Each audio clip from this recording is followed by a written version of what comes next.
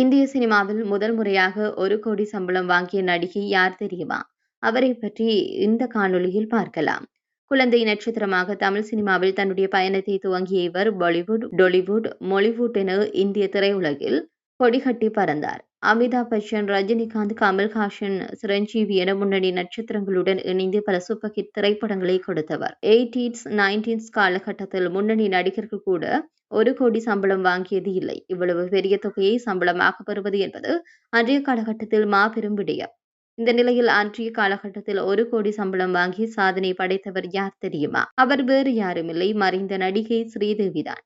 உலகளவில் புகழ்பெற்ற இந்திய நடிகையான ஸ்ரீதேவிதான் முதலில் 1 கோடி சம்பளம் வாங்கி இந்திய நடிகையாக இருக்கின்றார். அழகாலும் திறமையான நடிப்பாலும் மக்கள் கவர்ந்த இவர் பல கோடி ரசிகர்களை சம்பாதித்தவர். மேலும் 1 கோடி சம்பளம் வாங்கிய முதல் இந்திய நடிகை என்ற பெருமை மட்டுமல்லாமல் சக நடிகர்களை விட அதிக சம்பளம் பெற்ற நடிகை என்கின்ற பெருமையும் இவரையே சாரும் என்பது குறிப்பிடத்தக்கது.